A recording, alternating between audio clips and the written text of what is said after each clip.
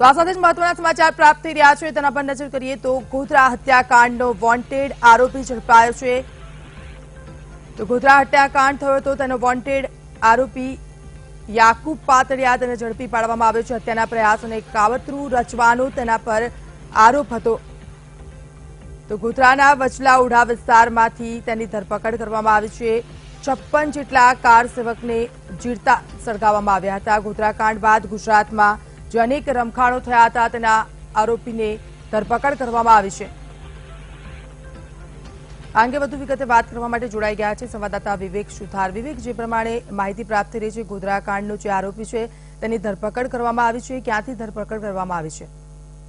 ચોક્કસથી જણાવી દઉં કે 2002 માં સાબરમતી ટ્રેન હત્યાકાંડ થયો હતો, જે ગોધરા થયો હતો અને જે ગોધરા હત્યાકાંડ હતો જેમાં 56 જેટલા કાર સેવકોને જીવતા પૂંજી દેવામાં આવ્યા હતા। તેમાંના કેટલાક આરોપીઓ પકડાયા હતા અને એમાંના કેટલાક આરોપીઓ વોન્ટેડ હતા। ત્યારે પંચમહાલ પોલીસને બાતમીના આધારે એક ગોધરાના વચલાઓડા વિસ્તારમાંથી યાકુબ પાતળિયા નામના આરોપીને પકડવામાં સફળતા મળી છે। આ આરોપી સામે હત્યાની કોશિશ અને કાવતરું કરવા બાબતના ગુના લાગેલા હતા। તે વેરીફાઈ કરતા ગોધરા પોલીસે તેને પૂર્ણ સફળતા મળી હોય એવું લાગી રહ્યું છે। ત્યારે હાલ પોલીસને સફળતા મળી હોય લાગે છે, ત્યારે આ આરોપીને હાલ પકડી અને તેની વધુ પૂછતાછ કરી રહ્યા છે। જી બિલકુલ વિવેક, સમગ્ર વિગત માટે આભાર।